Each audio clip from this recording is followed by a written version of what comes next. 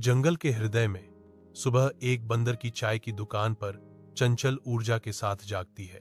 हर दिन एक अनुष्ठान से शुरू होता है। बंदर सावधानी से पेड़ों से पानी इकट्ठा करता है, प्रकृति की प्रचुरता का एक सिम्फनी। वह दिन के पहले काढ़ा के लिए तैयारी करते हुए लकड़ी इकट्ठा करता है। वह चाय बनाता है, परोसने के लिए तैयार।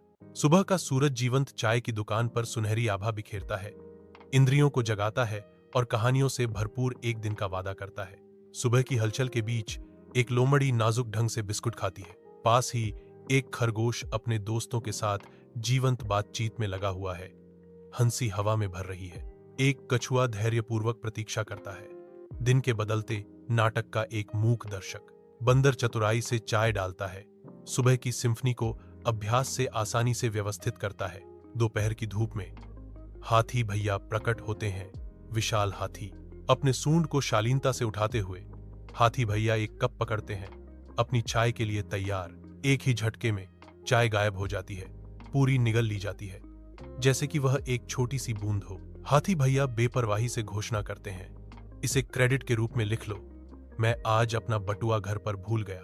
बंदर, चाय की दुकान का मालिक, स्पष्ट रूप से चिंतित हो जाता है। चाय की दुकान का मालिक जम जाता है।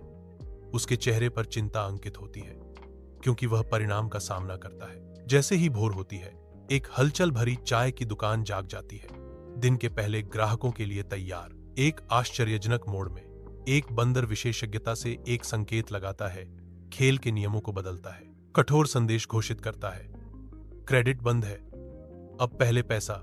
एक सन्नाटा छा जाता है, क्योंकि सभी जानवर नव प्रकटित फरमान की ओर अपनी निगाहें घुमाते हैं। जैसे ही जानवर इस नई वित्तीय वास्तविकता के निहितार्थों पर विचार करते हैं, प्रत्याशा के साथ हवा घनी हो जाती है। हाथी की परिचित सिलहूट एक बार फिर उभरती है, जो व्यस्त चाय की दुकान पर छाया डालती है। आश्चर्यजनक फुर्ती के साथ बंदर हाथी को रोकता है। उसका छोटा सा शरीर एक दृढ़ बाधा है। बंदर दृढ़ता से खड़ा है, उसकी मांग स्पष्ट रूप से गूंज रही है, पहले पैसे फिर चाय। हाथी की आवाज थकी हुई निराशा से गड़गड़ाहट करती है। भाई, आज मेरा मूड बहुत खराब है, वह गिड़गिड़ाता है। मुझे एक कप दो, मैं वादा करता हूं, मैं कल पूरी दुकान खरीद लूंगा। तेज धूप में एक शरारती बंदर का चेहरा शरारत और तिरस्कार की कहानी कहता है। बंदर का भाव एक तिरस्कार में बदल जाता है। बंदर एक अप्रत्याशित स्पष्टवादिता के क्षण में चिल्लाता है, चले जाओ मोटे, मजाक मत करो। बंदर की आंखें झुंझलाहट से सिकुड़ जाती हैं। बंदर अपने छोटे से हाथ के तिरस्कारपूर्ण इशारे से अपनी बात पर जोर देता है। बंदर की अंतिम झलक उसकी एकांत की मांग को सील कर देती है। सुबह की हल्की रोशनी में एक हाथी आता है, जिसका विशाल रूप प्रकृति की भव्यता का तमाशा है। अचंभा बंदर की आंखों में भर जाता है, क्योंकि वह अविश्वसनीय डिलीवरी को देखता है। एक गड़गड़ाहट भरी आवाज में हाथी घोषणा करता है, यहां, यह तुम्हारी चाय की दुकान की कीमत है। अब हम दोनों मिलकर एक नया कैफे चलाएंगे, हंडी मंकी कैफे। एक नई साझेदारी शुरू होती है, क्योंकि हंडी मंकी कैफे एक अप्रत्याशित गठबंधन से जन्म लेता है। हंडी मंकी कैफे जीवन से गुलजार है, जो एक अनोखा आश्रय स्थल है, जो एक अकल्पनीय जोड़ी द्वारा सह संचालित है। हवा ताजा बनी हुई चाय की आरामदायक खुशबू से भरी हुई है। विभिन्न जानवर कैफे को भर देते हैं, उनकी बकबक संतोष की एक कोमल सिम्फनी है। प्रत्येक मेज अपनी कहानी कहती है, सौहार्द और शांत चिंतन का मिश्रण।